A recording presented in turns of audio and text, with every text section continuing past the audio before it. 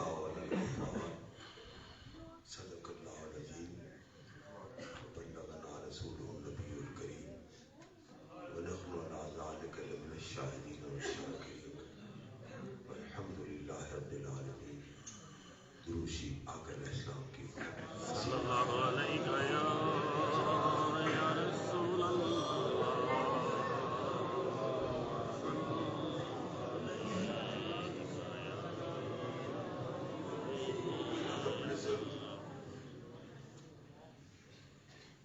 اپنے محبوب کا تعارف فرما رہے ہیں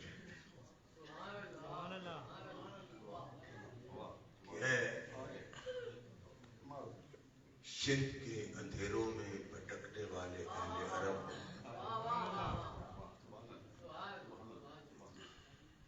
اے کفر کی آندھیوں میں ٹھوکریں کھانے والے اہل عرب، اے وہ کہ تم دشمن تھے جس کی دعوت نے تمہیں آپس میں بھائی بھائی بنا دیا، سبحان اللہ. اور تم تباہی کے ہلاکت کے گڑھے کے کنارے کھڑے تھے. اس کی غلامی نے تمہارے دلوں میں ایک دوسرے کے لیے مہر و وفا کے جذبات پیدا کر دیے. سبحان اللہ. وہ کہ جو تمہاری زندگی کے دھاروں کو بدلنے والا بن کے آیا تھا، تمہارے دلوں کی تاریکیوں کو دور کرنے والا بن کے آیا تھا، جس کے ساتھ کبھی تمہارا تعلق باپ اور بیٹے اور بیٹی کا تھا، کبھی اس کا تعلق خامد اور بیوی کا تھا، کبھی اس کا تعلق بھائی اور بھائی ہونے کا تھا، کبھی اس کا تعلق دوست ہونے کا تھا. لیکن اے عرب کے باسیوں، اے اہل مکہ، اب میں تمہیں بتاتا ہوں کہ جب اس نے میرے پیغام تمہیں پہنچانے کی ابتدا کر دی اور اپنی نبوت کا اعلان کر دیا اور تم نے اس کے اعلان کو مان لیا، تو پھر اس کا ایک ہی تعلق ہے تمہارے ساتھ. پھر اس کے ساتھ اور کوئی تعلق نہ جتاتے رہنا. اور تعلق جتاؤ گے تو بے ادب ہو جاؤ گے، راندہ درگاہ ہو جاؤ گے، گستاخ ہو جاؤ گے. جنہوں نے اپنا تعلق جتایا، خاندانی تعلق، تو سب جتاتے تھے نا، لیکن ان کے مقدر میں ذلت آئی. اور جنہوں نے غلامی اختیار کی اور پھر آخری وقت تک غلام ہی رہے. سبحان اللہ. بکر نے غلامی اختیار کی اور پھر غلام ہی رہے. سبحان اللہ. عمر فاروق نے غلامی اختیار کی اور تا آخر غلام ہی رہے. عثمان غنی نے غلامی اختیار کی، غلام ہی رہے. علی کرم اللہ وجہ نے غلامی اختیار کی، غلام ہی رہے. مجھے تعریف نام نصیب فرما بہت ہی محقق ہیں اور علماء کرام ہیں، یہ حدیث پڑھنے والے ہیں. پڑھنے والا تو دور گزر چکے ہیں. آپ بھی میرے خیال استاد ہیں. مجھے ایک چھوٹی سی روایت بتا دیں کہ کبھی صدیق اکبر اظہار ایمان کے بعد حاضر ہوئے اور اے میرے رفیق محمد کہا، اللہ اکبر. اے میرے دوست محمد کہا. کبھی عمر فاروق نے اے میرے ساتھی محمد کہا ہو، کبھی عثمان نے اے میرے سسر محمد کہا ہو، سبحان اللہ. کبھی علی نے اے میرے بھائی محمد کہا ہو. آپ نے بے شک کہا تو میرا بھائی ہے، لیکن علی نے کبھی جرأت نہیں کی کہ تو سبحان اللہ.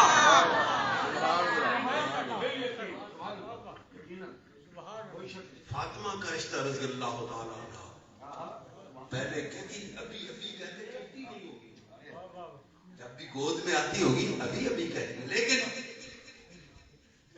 جب ہوش سنبھالا تو یا رسول اللہ کے سوا کبھی کچھ کہا، سبحان اللہ، کبھی رشتہ جتلایا؟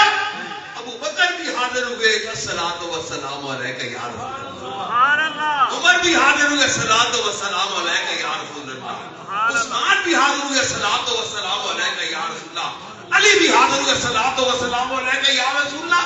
یہ کیوں؟ اس لیے کہ ان کے رب نے فرما دیا تھا کہ اے غلامان مصطفیٰ، اے مجھ پر ایمان لانے والوں، اے میری توحید کا اقرار کرنے والوں، اے میرے محبوب پر ایمان لانے والوں، اے میرے محبوب کی رسالت کو ماننے والوں، اے میری کتاب کو ماننے والوں، اے میرے قرآن کو ماننے والوں، آج کے بعد جب اعلان نبوت ہو گیا تو میرے محبوب محمد کا تم سے ایک ہی رشتہ ہے کہ محمد رسول اللہ، محمد ہے اللہ کا رسول۔ سبحان اللہ، اللہ اکبر، یا رسول اللہ، یا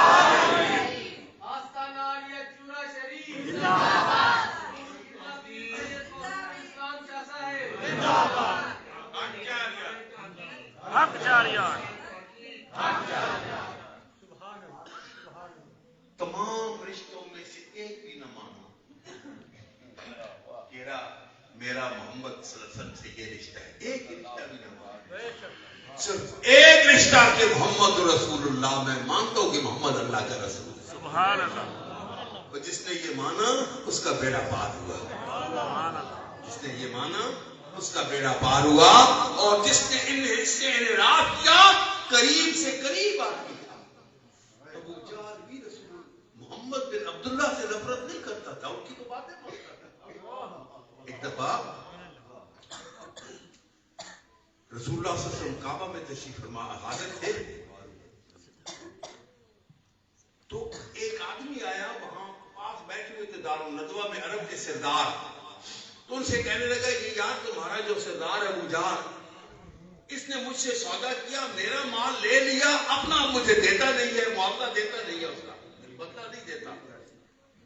اس نے کہنے لگے کہ بندہ بڑا ڈاڈا، ہمارا کہنا نہیں مانے گا، وہ جو بیٹھا ہے نا کونے میں کعبے میں، اس کی بڑی مانتا، اس کو جا کر کہو۔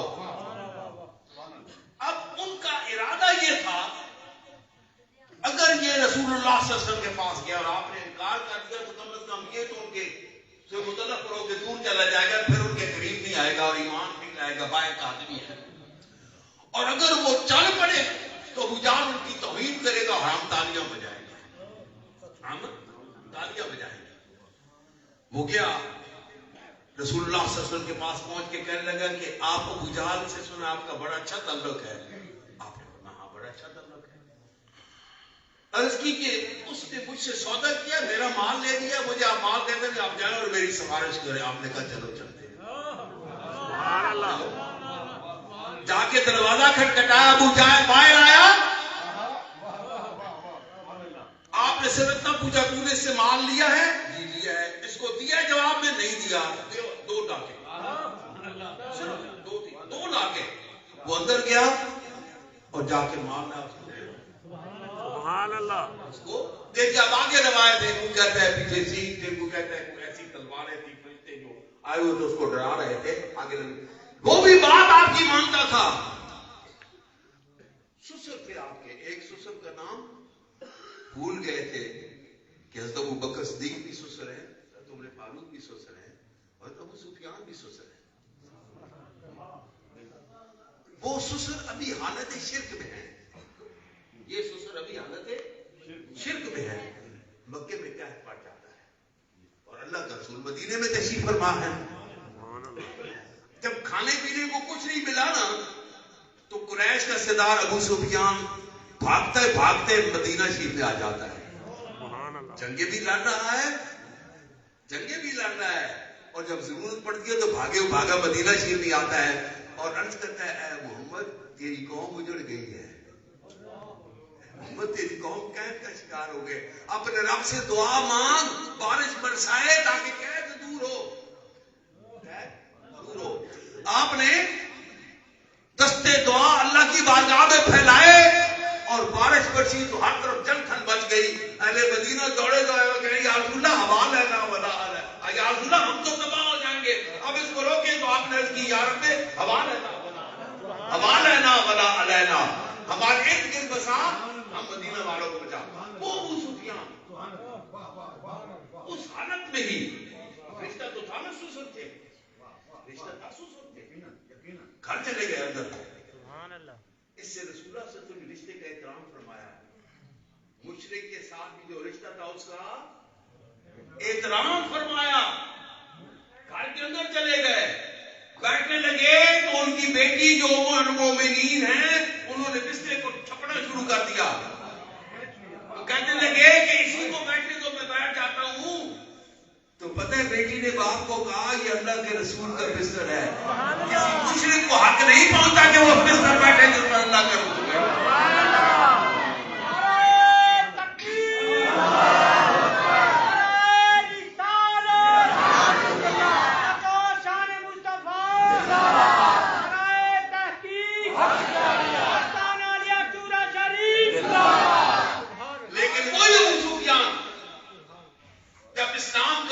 لیتے ہیں تو رسول ان کو عزت دینے کا انداز بدل جاتا ہے. اب کس طرح رسول اللہ اعزاز دے رہے ہیں، فرما رہے ہیں کہ اے اہل مکہ بے شک حالت کفر میں رہو، بے شک حالت شرک میں رہو، لیکن ابو سفیان کے گھر میں پناہ نہ لگے تو تمہیں کچھ نہیں کہا جائے گا. اپنے سسر کے گھر کا اتنا احترام، اپنے سسر کے گھر کا کتنا احترام، کیونکہ اب وہ سسر بھی تھے اور مومن بھی ہو چکے. اب وہ سسر بھی تھے اور یاد رکھو اس آیت کریمہ کے دو حصے، پوری مکمل آیت نہیں ہے لیکن جو آدھی میں نے احترام اس کے دو حصے، ایک رسول اللہ صلی اللہ علیہ وسلم کا تعارف اور ایک آپ کے اصحاب کا تعارف.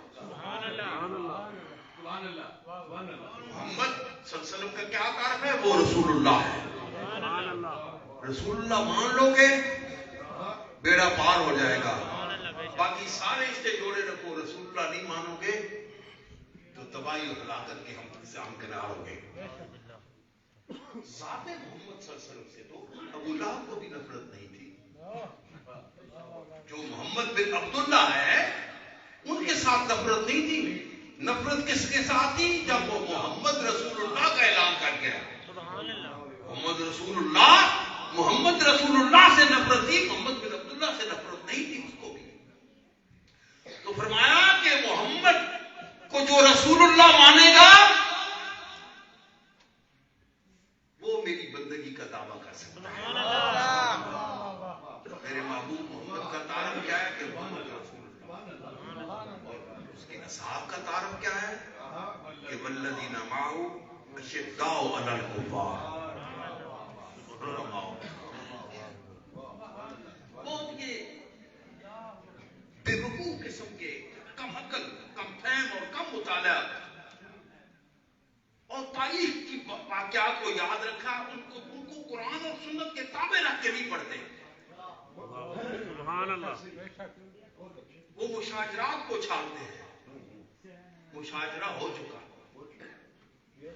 جمل ہو چکی، جنگ جمل وہ کن کے درمیان تھی؟ ایک جانب حضرت زبیر، حضرت طلحہ رضی اللہ عنہ اور حضرت عائشہ صدیقہ رضی اللہ عنہ، اور دوسری جانب امیر حضرت امیر علیہ السلام، امیر علی علیہ السلام.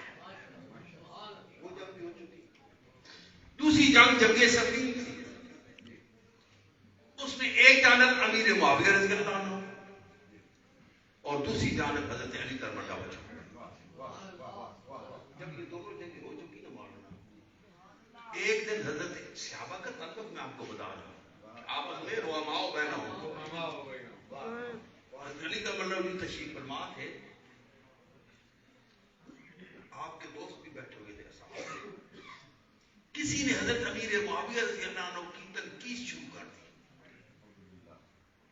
کسی نے تنقید شروع کر دی، صفین کے حالات بیان کیے اور آپ کی شان میں تنقید شروع کی. تو مجید نے پتہ کیا کہا؟ خاموش ہو جاؤ. سبحان اللہ. اخواننا، خاموش ہو جاؤ، ہمارے بھائی ہیں. اخواننا بغا علینا، اخواننا بغا علینا، وہ ہمارے بھائی تھے، ہم سے ہمارے بھائی ہیں، ہم سے بغاوت کی. لیسو کفرتن ولا فسقتن، نہ انہوں نے کفر کیا نہ انہوں نے گناہ کیا. ہم سے جنگ کی، یہ نہیں کہا کہ لیسو منہم کافر، ان میں سے کوئی کافر نہیں تھا، کیونکہ کفر ہو بھی جاتا ہے لیکن آدمی مومن رہتا ہے، فسق ہو بھی جاتا ہے لیکن آدمی صح مومن رہتا ہے.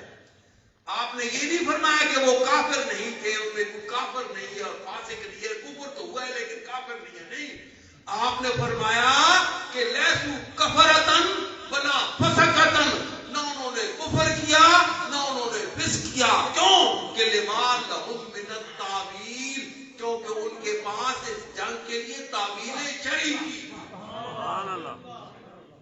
ان کے پاس تعویل شرعی تھی اس جنگ کے لیے.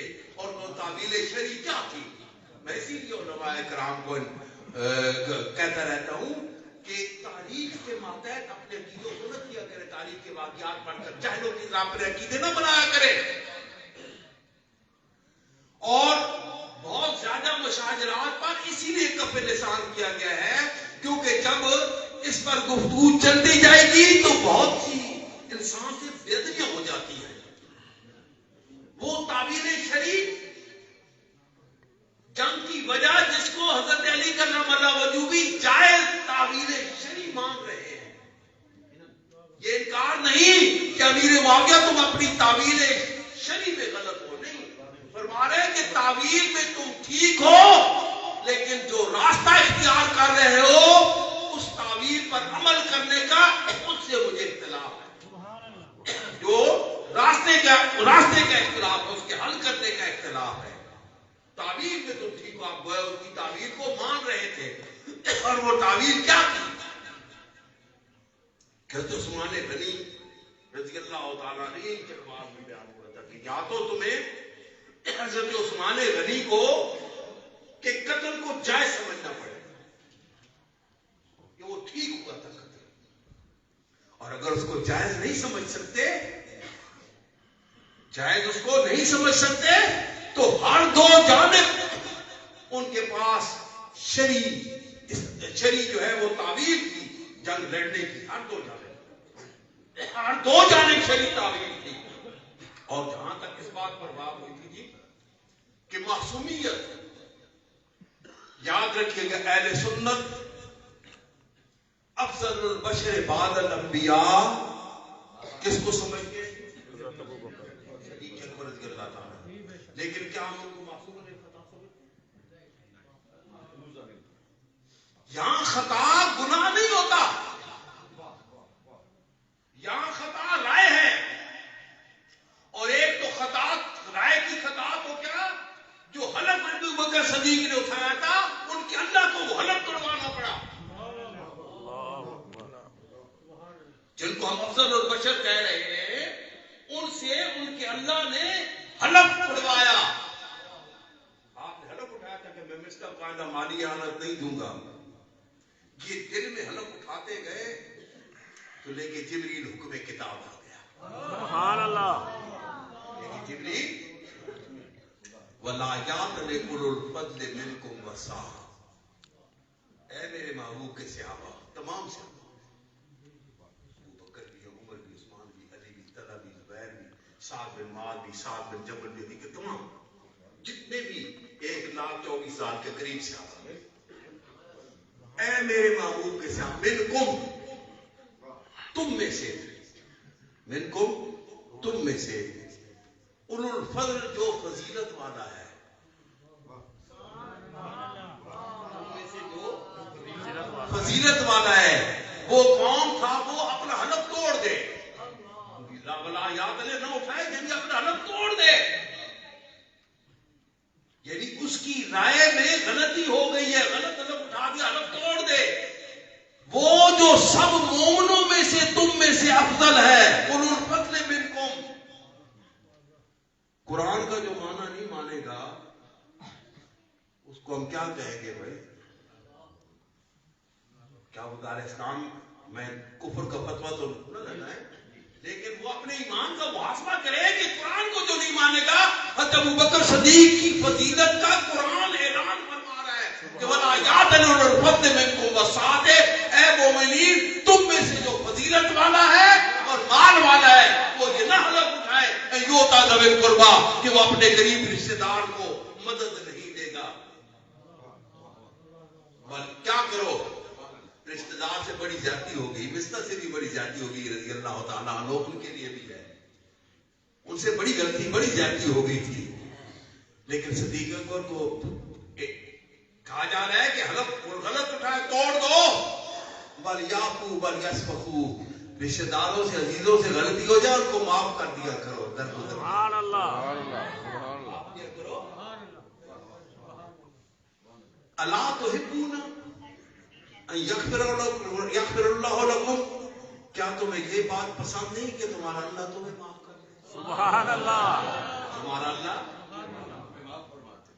اسی وقت صدیق اکبر نے اعلان کیا اسی محفل میں، اللہم یا ربنا، اے میرے اللہ، اے میرے رب، نحب ان یغفر اللہ لنا، ہم اس کو محبوب رکھتے ہیں کہ ہمارا اللہ ہمارے گناہوں کو معاف فرما دے. سبحان اللہ. اور اس وقت اپنے حلف کو توڑنے کا ارادہ کر لیا کہ میں نے توڑ دیا اپنا حلف کہ میں مستہ کی مدد نہیں کروں گا، میں مستہ کی مدد کیا کروں گا. سبحان میں اللہ. مستہ کی مدد کیا کروں گا. میرا اپنا ایک واقعہ سنانے لگا تھا، اس میں تکبر سا آ جائے گا کہ ایک شخص کی میں مدد کی تو اس نے بعد میں میری بھی توہین آمیز الفاظ کہے کہیں. تو ہمارے گاؤں کے یہ آدمی نے کہا کہ تم اس کی توہین کر رہے ہو کہ جس کا دیا ہوا یہ چیز تمہارے پاس ہے. وہ شرمندہ سا ہو گیا. مجھے غصہ بھی آیا مجھے جب پتہ چلا، لیکن بعد میں نے اس سے بڑھ کر اس کی مدد کی. سبحان اللہ. کہ اب تو مزہ آئے گا کہ میں صرف اللہ کی رضا کے لیے اس کی مدد کر رہا ہوں.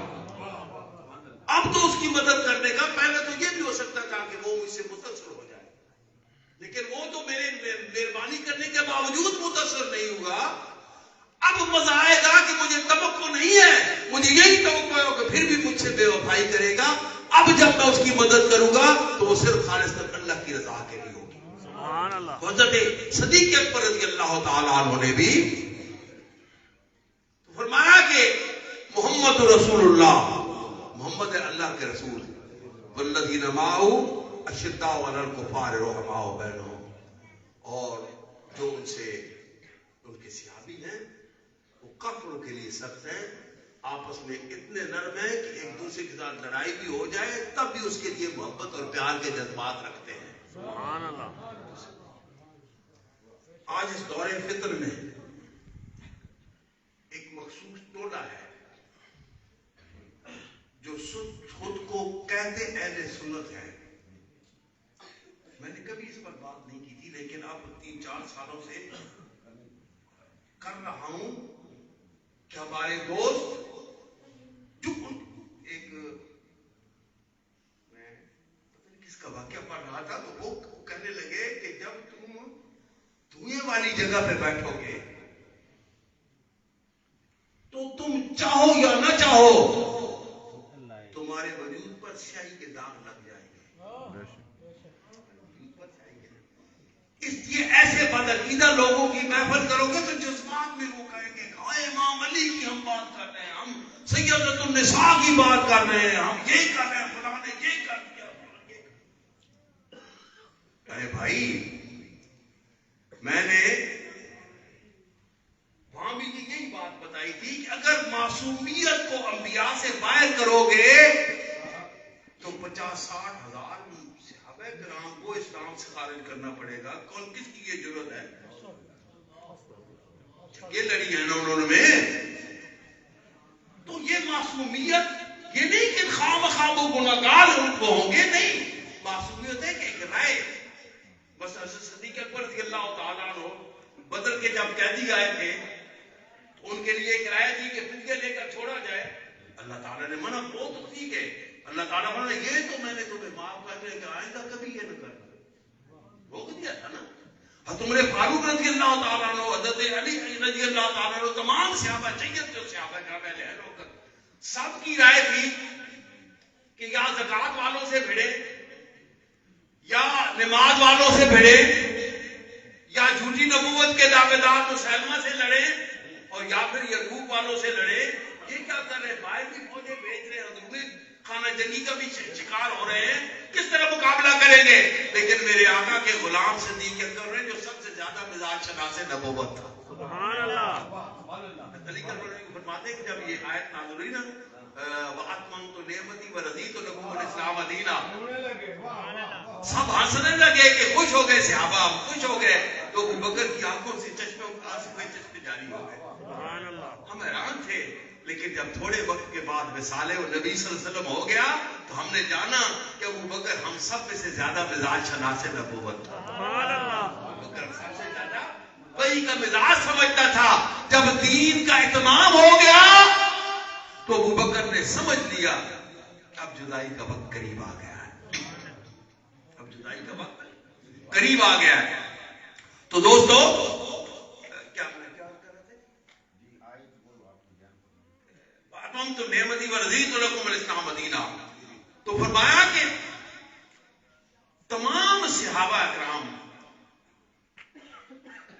وہ آپس میں ایک دوسرے کے لیے رحم اور مہربانی کے جذبات رکھتے ہیں، ایک دوسرے کے لیے محبت کے جذبات رکھتے ہیں. ہاں میں خطا کی بات کر رہا تھا تو وہ بدر کے قیدیوں والی بات، اور جب یہ معاملہ چل رہا تھا تو سب صحابہ نے کہا کہ ایک جانب توجہ دیں، لیکن میرے آقا کے غلام صدیق اکبر نے کہا کہ جس سے رسول اللہ صلی اللہ علیہ وسلم کھجور کی چھال کی رسی زکات دیتے تھے تو اس سے بھی لوں گا، اور اللہ کے رسول کے مقابلے جو شہادت کا دعویدار ہے اس سے بھی جنگ کروں گا. اور جب باہر کے لشکر کی باری آئے تو فرمایا کہ جس لشکر کو اللہ کے حضور رسول روانگی کا حکم دے چکے ہوں، ابو بکر کی ضرورت ہے کہ اس کو روکے؟ پھر کہا گیا کہ اس کا لشکر کا امیر ایک غلام زادہ ہے، سردار زادے، اس سے بغاوت کریں گے، اس کو تو ہٹا دیں. فرمایا جس کو اللہ کے رسول نے سردار مقرر کیا گیا کہ فرما چکے، ابو بکر کی کیا ضرورت اس کو؟ سبحان اللہ. یہاں صاحب الرائے سب صحابہ سے حضرت ابو بکر صدیق تھے. سبحان اللہ. تمام جلیل القدر ہستیوں نے رائے الٹ دی. صدیق اکبر نے رائے الٹ دی تو خطائے اجتہادی، اس کا معنی یہ ہوتا ہے، یہ نہیں ہوتا کہ تو جا کے شراب خانے میں شراب پی رہا تھا اور برائی کر رہا تھا، نعوذ باللہ من ذالک، ایسی بات نہیں ہوتی. اب واقعہ یہ ہوا تھا کہ ٹی وی کے ایک بدبخت اینکر نے حضرت صدیق اکبر رضی اللہ تعالیٰ عنہ پر غصب کا دعویٰ کر دیا اشارے میں. تو جی اسلام میں تو شروع سے ہی غصب ہوتا چلا رہا ہے، حقوق سیدۃ النساء کے مارے گئے تھے، یہ بکواس کر دیا. اب اس کے جواب میں ڈاکٹر آصف اشرف علی جیلانی نے اس کا جواب دیتے ہوئے وہ زبان سے خطا کا لفظ ادا کیا. تو خطا کو یہ تو نہیں تھا کہ بمعنی گناہ یا گستاخی، وہ شخص یا اہل سنت کے تمام علماء، وہ رضوی ہوں، وہ مولانا سردار احمد صاحب رحمۃ اللہ علیہ کے شاگرد ہوں، وہ مفتی احمد یا خان کے شاہ صاحب کے شاگرد ہوں، ان نسبتوں سے تعلق رکھنے والا، یہ نسبتیں رکھنے والا کوئی شخص اہل بیت کا گستاخ ہو ہی نہیں سکتا. کوئی شخص اہل بیت، یہ تو محبتوں کے پجاری تھے، محبتوں کی دعوت دینے والے تھے، تو ان سے نکلا. اور چند لفنگوں نے، دوسروں نے تو کرنا ہی تھا، انہوں نے اس کو بہانہ بنا کے اس کی توہین کر کے اور پھر جو ہے وہ مجلس سے قائم کر کے اس کو بہانہ بنا کے، اصل میں کیا تھا وہ جو میرے عزیز بیٹا صاحب بیان کر رہے تھے کہ باہر کا مال چل گیا، اور یہ مال ہوتا ہے نا کہ بڑوں بڑوں کی ایمان بدل دیتے ہیں. حضرت امام احمد بن حنبل رحمۃ اللہ علیہ 4 بنو امیہ کی، بنو عباس کی نسلیں، 4 حکمران ان کو روزانہ پشت پر کوڑے مرواتے تھے، ان کو پشت پر کوڑے مرواتے تھے. 5ویں نے آگے معافی مانگی اور نذرانہ پیش کر دیا تو دھاڑے مار مار کے رونے لگے کہ اے اللہ، یہ مجھے کس امتحان میں مبتلا کر دیا ہے، مار تو کوئی جمع مردی میں بھی کھا لیتا ہے، مار تو کوئی جمع مردی میں بھی کھا لیتا ہے، لیکن یہ جو ہے مار یہ بڑے بڑے نیکوکاروں کے ضمیروں کو بدل دیتا ہے۔ والد صاحب کا ایک شعر تھا نا کہ کوئی لے کے ڈالو گھر بڑا، لی کسی نے تیگے ستم اٹھا، کوئی لے کے لالو گھر بڑا، دولت کی بھوک ہم کو کہاں لے کے آ گئی، ہم محترم ہوئے بھی تو کردار بیچ کر، کوئی لے کے لالو گھر بڑا، لی کسی نے تیگے ستم اٹھا، میرے پاس ایک ہی سجدہ تھا، نہ یہاں کیا نہ وہاں۔ دل اقتصص کا غلام ہے کہ جو دل بھروں کا امام ہے، کسی نازنی کے لباس میں جسے میں نے دل میں نہا کیا۔ تو یہ جو چلی ہے یہ رسم، تو اس نے کچھ کے تو پہلے ہی پوچھے تھے، یہاں ایک یہی آپ کے علاقے میں ایک مجلس ہوئی تھی، وہاں میں اکٹھے ہو گئے، تو اس نے اشارے میں، عوام لوگوں کو سمجھ نہیں آتی، اس نے اشارے میں صحابہ کرام کی جنگ حنین میں شریک ہونے والوں کی توہین کر دی۔ اب میں نے ایک بہانہ بنا کے اس موضوع کے سیدھا میں نے بھی نہیں کیا، میں نے بھی بہانہ بنا کے فضیلت صدیق اکبر یہ اس طرح بیان کی، ویسی قدرت ہوتے میں جانب اللہ حسن آیا کہ یار صدیق اکبر تو وہ ہستی ہے کہ جس نے صرف رسول اللہ کے ہاتھ میں اطاعت کا ہاتھ دیا اور پھر ید اللہ کا قیدی ہو گیا۔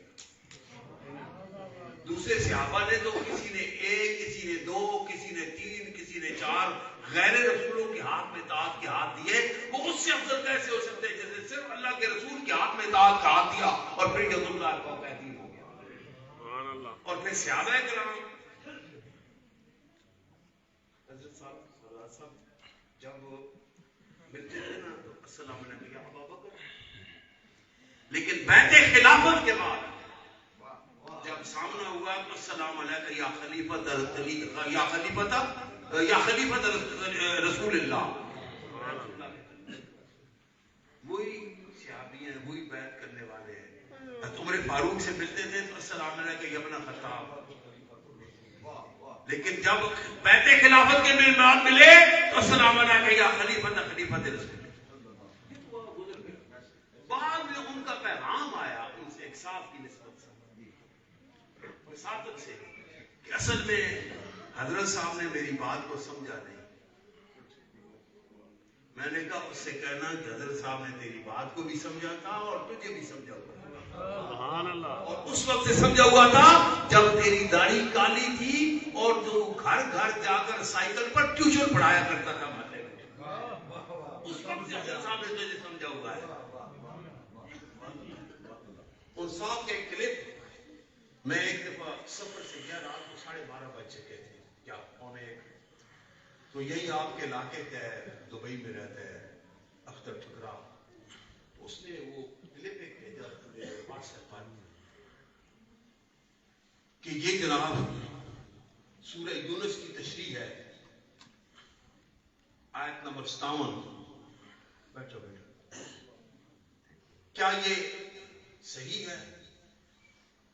تو میں نے فوراً وضو کیا اور سیٹ لی، کیونکہ سورہ یونس میرے جو سبقن میں درس دے رہا ہوں لاہور میں وہ گزر چکی تھی، لیکن یہ دھیان میں نہیں رہا کس طرح پورا مضمون، جب لی تو اس پہ 57 نمبر آیت پر تو میں نے نظر ڈالی کہ وَرَفَعْنَاهُ مَكَانًا عَلِيًّا، وہ تو معنی سامنے ہو گیا کہ کوئی عربی زبان کا بچہ بھی جو صرف نحوی پڑھ رہا ہو وہ بھی وہ معنی نہیں کر سکتا جو اس گستاخ نے کیا، لیکن نماز پہلے میری نظر آیت نمبر 56 نمبر آیت پر پڑھی تو وہاں تھا وَكَانَ صِدِّيقًا نَبِيًّا، تو میں نے فوراً ذہن میں آیا، میں نے کہا بیٹا اگر اس طرح کی تعریفات ہم کریں تو میں یہ تعریف کروں کہ وہ ابو بکر صدیق تھا جو کہ نبی تھا، یہ تو ایسی تعریف ہے تو یہ میں کروں گا تو انتہائی برے قسم کا کفر میں کروں گا، اور جانتے بوجھتے ہوئے جو آیات کریمہ میں ان کے معنی کو بدلنے میں، ان کی اپنی مرضی کے مطابق معنی ڈھالنے میں جو شخص بھی کرتا ہے اس کا پھر دین سے کوئی تعلق نہیں ہوتا، نہ قرآن سے تعلق ہوتا ہے، نہ صاحب قرآن سے تعلق ہوتا ہے، اور نہ قرآن نازل کرنے والے سے کوئی تعلق ہوتا ہے۔ اور ایسے شخص کے، اور میں حیران تھا کہ بڑے بڑے وہ لوگ جن کو بڑی بڑی محفلیں ملی، جن کو قرآن کا مطالعہ کرنے کا پوری زندگی موقع ملا، وہ بدبخت بھی واہ واہ واہ سبحان اللہ ہاتھ بڑھا بڑھا کر اس کو جو تائید دے رہے ہیں. نہ کوئی حیا نہ کوئی شرم. کس طرح چاہتے ہو تم؟ کیا ایک ابا جی نے نظم لکھی تھی اہل چورا کے نام اقدس چورائی کا پیغام. اس میں بہت سے اشعار تھے لیکن ایک تھا کہ کس طرف جاتے ہو تم، کیا منزل مقصود ہے. اے عزیز و ذیل سے یہ بات تک مفقود ہے، کیا مرصع داڑیاں اس کو وہاں شرمائیں گی، پرفریب عشقوں پہ اس کو رحم کیا آ جائے گا. وہ ہماری پرفریب عادات کا واقف خدا، وہ ہمارے پستی جذبات کا واقف خدا، وہ جیسے یہ خبر ہے ہم کماتے ہیں رام، مال اپنے بھائیوں کا ہم اڑاتے ہیں حرام. غصب سے ایک لذت دارین ملتی ہے ہمیں، اور لوٹ سے ایک راحت کونین ملتی ہے ہمیں. زیر دستوں پر صدا رکھتے ہیں پنجہ گاڑ کر، بے بسوں کو کھا رہے ہیں کس خوشی سے پھاڑ کر. اور بھی مختلف بہت سے اشعار تھے، اصلاحی اشعار تھے. تو کتنے کم درجہ میں، کتنی کم حیثیت میں ہم اپنے ضمیر اور ایمان کا سودا کر رہے ہیں. میں ایک دفعہ گھر میں بیٹھا ہوا تھا تو گھر میں کہنے لگا کہ اگر میں تقریروں کے پیسے لیتا، اگر میں تو جتنی میں نے تقریر کی اتنے کروڑ اب خرچ تو میرا اتنے کروڑ اب جمع ہو گئے. تو کہنے لگے کہ پھر کیوں نہیں آپ نے لیے؟ میں نے کہا والد صاحب کیا حکم تھا، نصیحت بھی تھی اور وصیت بھی تھی. سبحان اللہ. فاروق چورا شریف نے سب سے بڑی جائیداد میں تمہارے لیے چھوڑ کے جا رہا ہوں. یہ جائیداد مریدوں کے پاس ہے بھائی ہم نے نہیں بنائی. مجھے میرے باپ سے ورثت میں ملی، باپ کو دادا سے ورثت ملی، اور پیری مجھے نہیں کرتے تھے. پہلے سے میرے وراثت جو آ رہی ہے وہ چلی آ اتنی ہے، بڑائی نہیں ہے مجھے. میں تیرے لیے معقول جائیداد چھوڑ کر جا رہا ہوں. میں چورا شریف میں ٹیکس پیڈ زرعی ٹیکس دیتا ہوں، یہ مالیہ ابھیانیہ کے علاوہ ٹیکس پیڈ. تو ایک دن وہ کہا کہ 3 ایکڑ زائد ہے وہ میں حسین کے نام کرا دوں تو ٹیکس معاف ہو جائے گا. تو میں نے اپنے مظاہرے کو کہا 3 ایکڑ اس کے نام دیا. جب بن گیا تو میں بیان دینے گیا، میں نے کہا نہیں چھوڑو پھاڑ دو. اس کو تو میں نے مزاج لگا میں اپنی حیثیت حسین کو کیوں، لیکن دل میں یہ تھا کہ 20-25 ہزار گورنمنٹ کے کھاتے میں میرا ٹیکس. اتنی میں حکومت سے سہولتیں لیتا ہوں، سڑک لیتا ہوں، اتنی سہولتیں ہیں. تو اگر میرے کچھ ہزار روپیہ حکومت کے کھاتے میں چلے جاتے تو کیوں میں سے اس سے کیوں اتنی میں جائیداد تمہارے لیے چھوڑ کے جا رہا ہوں. فاروق یاد رکھنا تجھے علم دین میں نے پڑھایا ہے، یہ میری ایک تعویذوں کے پیسے نہ لینا. وہ فرمایا تھا کہ آدمی پنڈت اور پروہت بنتا، تعویذوں کے پیسے نہ لینا وہ پنڈتوں اور پروہتوں کا. اور تقریر کے پیسے نہ لینا، یہ علم دین تجھے میں نے اپنی عاقبت کے لیے پڑھایا، یہ میری عاقبت کے لیے پڑھایا. اور میں نے پوری 36-37 سالہ اس تاریخی زندگی میں ایک دفعہ 200 روپے لیا تھا چک ٹمرا سے. پہلے میں خالد جلسوں میں بھی جاتا تھا، آپ سے نکری کر دیں تو خالد جلسوں میں جو 100 روپے چکوال سے لیا تھا، وہاں میرے پاس پیسے تھے ہی نہیں، ڈیزل ڈلوانا تھا گاڑی میں. اور 200 روپے چک ٹمرا سے ان کو میں نے کہا 200 کا ڈیزل ہوگا میں گھر واپس چلا جاؤں گا، پہنچ جاؤں گا. دین یہ بات ہے نا کہ بڑے بڑے چودھری میرے بچے ہیں، زمانہ گزر چکا ہے. اسلم سائی کو میرے ساتھ کے ڈنڈے کھاتے ہیں. یہ عیدوں والی سڑک پر کھڑے ہو کر اسلم سائی کو میں نے ڈنڈوں سے مارا تھا، اس کو پٹیاں کرانی پڑی تھی جا کے ادھر، سخت مارا تھا. کیا بات ہے کہ ڈنڈے کھا کے بھی آج میرے ساتھ اسی طرح جٹ ہے. جٹ کا مزاج وہ تکبر بھی ہوتا ہے، سختی بھی چاہے کر، نرمی بھی، پیار بھی کرتا ہوں. پیار بھی میں انتہا درجے کا اس کے ساتھ کیا ہے، سختی بھی اس کے اپنے فائدے کے لیے کی ہے. میرا اس میں اپنا ذاتی نہیں، اس کی اصلاح کے لیے، لیکن سختی کی ہے. یہ اسی کردار کا نتیجہ ہے کہ میں نے کبھی ان سے یہ طلب نہیں کی. اور جو یہ طلب کرتے ہیں پھر ان کا وقار عزت قائم نہیں رہتا، ایمان تباہ ہو جاتا ہے. میں حیران ہوتا ہوں کہ کیا کریں گے یہ لوگ. اللہ تعالیٰ نے بڑی عزتوں سے نوازا تھا، بڑی کمنوالیاں فرمائی تھی، عروج بھی، نام بھی سارا. لیکن اب ایسے ہے کہ خود تقریریں کرتے رہتے ہیں مخصوص ماحول میں، لیکن جو عوام اہل سنت کا محبوب ہونا اور بات ہے، اور مخصوص طبقے میں آ کر مخصوص جگہوں پر تقریر کرنے کا. وہ لوگ جو اہل سنت کے مقبول تھے، اہل سنت وہ جس کی پہلے ذکر ہے، وہ تو پہلے ہی مقبول نہیں تھا، جو مقبول تھے ان کی مقبولیت تھی. اسی لیے میں نے اعلان کیا تھا کہ بھولے بھٹکے میں بعض اوقات ان کو پتہ نہیں ہوتا، وہ اہل سنت کے علماء سمجھ کے آ جاتے ہیں. پیچھے میں نے کہا کہ جو بھی آپ نے مولوی کو بلانا ہو، عالم کو، تو حسنین صاحب سے پوچھ لیا کرو، ان سے پوچھ لیا کرو، ان علماء کو دعوت دیا کرو جو صحیح العقیدہ ہوں، کیونکہ جو تمہاری گاڑی کوئی غلط پٹری پر ڈال دیں گے، لیکن بے شک تم نے لیا ہوا ہو، جب گاڑی غلط پٹری پر چڑھ پڑے گی تو پھر وہ آگے یا کھائی ہے یا کو ہوگا، وہ پار کنارے نہیں لگ سکے گی، تو وہ پار کنارے نہیں لگا سکے گا. اس لیے آپ سے بھی گزارش ہے کہ آپ سیالکوٹ والوں کی عادت ہوتی ہے، میں کہتا ہوں یا بالکل جہل پیروں کے مرید بن جاتے ہیں، جو ٹلیاں کھڑکانے والا ہو، جو بھنگ اڑانے والا، اس کے بھی ہاتھ چومنے ہیں انہوں نے اور نظرانے لے. سیالکوٹیوں کی، سیالکوٹ سے مراد شکر گڑھ سے لے کر اس وقت وہ بھی سیالکوٹ، اور یا پھر بدلتے ہیں تو پھر یا مرزائی بنتے ہیں اور یا گستاخ رسول اور گستاخ اولیاء بنتے ہیں. یہ دو لعنت بھی بڑے ادھر شروع نہیں تھے، رابطیاں سچی گل. جس دن وہاں سے حسنین کو بھی دعوت تھی، اس نے مجھ سے پوچھا تھا کہ مجھے وہاں دعوت ہے، میں نے کہا بیٹا نہ جانا. کیوں ابا جی؟ کی حرج ہے؟ میں کہا بیٹا تیری عمر کام ہے، نہیں بولے گا تو دینی بغیرتی کرے گا، بولے گا تو مجلسی بدتمیزی ہوگی. میں ہوتا تو میں رگڑا ڈال دیتا، وہ کوئی بات نہیں، مجھ سے زیب دے جاتا ہے، لیکن تیرے ساتھ زیب نہیں دے گا کہ وہاں جا کر. اور جب وہاں سے اہل سنت کے علماء جو حق کے اہل سنت بیان کرنے والے، ان پر جب لان تان کی گئی تو پھر انہوں نے مجھے کہا کہ ابا جی آپ نے ٹھیک کہا تھا. اور پھر میں نے اس کے تیسرے ہی دن چھٹی لگی، میں نے کہا تم کس کی بیٹے ہو؟ تم اس کے پڑپوتے ہو جماعت علی شاہ کے،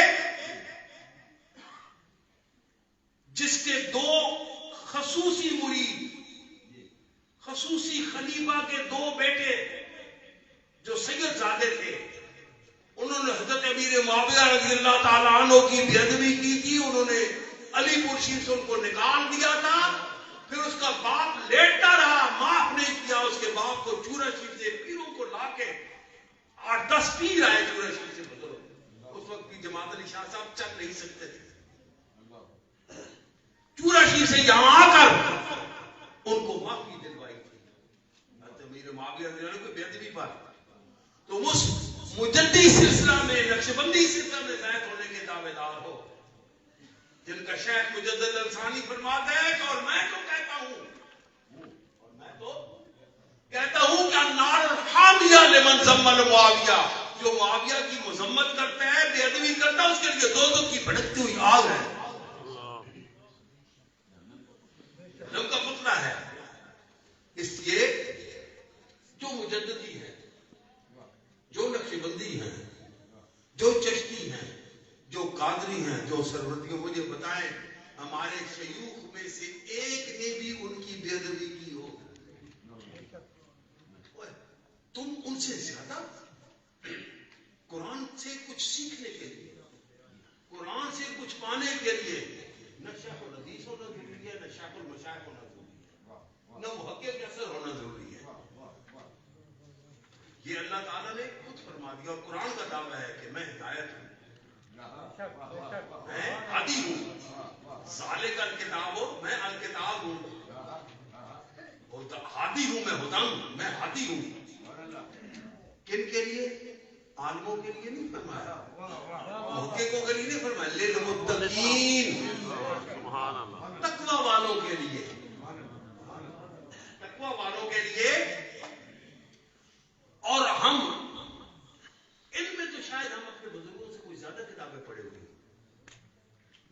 صاحب فرماتے تھے کہ میرے ایک چچا تھے والد صاحب، وہ فرماتے تھے کتابیں میں نے ان سے بہت زیادہ پڑھی ہوئی ہیں فاروق، میرے دادا جی کے بھائی تھے چھوٹے، کتابیں میں نے ان سے بہت زیادہ پڑھی ہوئی ہیں، لیکن فاروق جو کچھ میں نے کتابوں میں پڑھا ہے میں نے مستحب کی زندگی میں ان سے چھوٹتے ہوئے نہیں دیکھا۔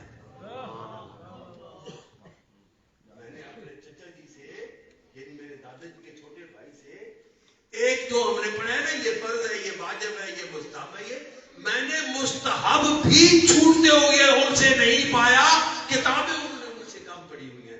کیوں؟ کیونکہ دین سیکھنے کے لیے کتابوں کی ضرورت نہیں ہے، دین سیکھنے کے لیے تقویٰ کی ضرورت ہے، اور جس میں تقویٰ نہیں ہوگا وہ بے شک علمی کتابیں پڑھتا رہے، وہ علم سے کچھ حاصل نہیں کر سکے گا۔ یہ نہیں کہ کتابیں پڑھنی نہیں ہے، وہ تو العلماء ورثۃ الانبیاء نا، لیکن وہ علماء جو اللہ سے ہر وقت ڈرنے والے ہوتے ہیں، وہ نظام الدین اولیاء عالم بھی تھے، اللہ سے ڈرنے والے بھی تھے، متقی بھی تھے، وہ حضرت بابا فرید شکر گنج عالم بھی تھے اور اللہ سے ڈرنے والے متقی بھی تھے، خواجہ معین الدین کشمیری اللہ سے ڈرنے والے بھی تھے اور عالم بھی تھے، حضرت دادا گنج کشمیری کے دل میں اللہ کا خوف بھی تھا اور تقویٰ بھی تھا اور عالم بھی تھے، علم کی گتھیاں سلجھانے والے تھے، یہ نہیں کہ وہ عالم نہیں تھے، لیکن قرآن کہتا ہے کہ میں ہادی ہوں ان کے لیے جو تقویٰ والے ہیں، اس لیے دوستوں تقویٰ والے بنے، یہ تقویٰ والے نہیں تھے نا، بدعت گئے، کیا بڑے دن کے ایمان اور پیسے دے لے، اپنے ایمان اور پیسوں کا سودا یہ کرتے ہیں، اور پھر فیصلے کن کے کرتے ہیں؟ ان کے جن کے فیصلے قرآن کر چکا ہے، جن کے فیصلے صاحب قرآن کر چکا ہے، سبحان اللہ، جن کے فیصلے صحابہ کرام، 1,24,000 صحابہ کرام سب کے سب ابو بکر صدیق کے ہاتھ پر بیعت کر رہے ہیں، ان میں سے 20-30 بھی ایسے عقل والے نہیں تھے، وہ نے غیر اللہ سمجھ کے بیعت سے انکار کرتے ہو، کیا ہو جاتا اگر انکار کر دیتے تو؟ سعد بن عبادہ نے نہیں کیا تھا، لیکن انہوں نے بھی تقویٰ والی وہ چیز شرط تھی، انہوں نے دعویٰ کیا تھا کہ میں انصاری ہوں، میرا حق ہے خلاف، اور انصار ہونے کا حق جب اپنا حق سمجھ کے انہوں نے کہا تھا، انہوں نے یہ نہیں کہا تھا کہ میں ابو بکر صدیق سے زیادہ اہل ہوں، اہلیت کی بنا پر انہوں نے دعویٰ نہیں کیا، تو انہوں نے اپنا جو ہے وہ انصاریوں کا حق سمجھتے ہوئے دعویٰ کیا تھا۔ کیا کیا تھا ان کا؟ کیا ہو گیا تھا ان کو؟ مدینہ رسول میں ہی رہے، ان کو احترام بھی ایسے ہی ملتا رہا، نمازیں وہ ابو بکر صدیق کے پیچھے امامت میں پڑھتے رہے، نمازیں بھی پڑھتے رہے، صرف بیعت نہیں کی، اور کوئی 10-20 بھی ایسے نہیں تھے جو یہ کہتے کہ آپ حقدار نہیں ہیں خلافت کے، دوسرے حقدار ہیں اس لیے ہم آپ کی بیعت نہیں کرتے، نہ جن کو آپ حقدار کہہ رہے ہیں نہ انہوں نے اعتراض کیا، نہ دوسرے 10-20 صحابہ نے، 1,24,000 میں سے صرف ایک نے انکار کیا، اور وہ بھی اپنا حق سمجھتے ہوئے انکار کیا، وہ بھی اپنے آپ کو افضل سمجھتے ہوئے نہیں، اپنا دنیاوی بیسوں پر، دنیاوی بنیادوں پر اپنا حق سمجھا۔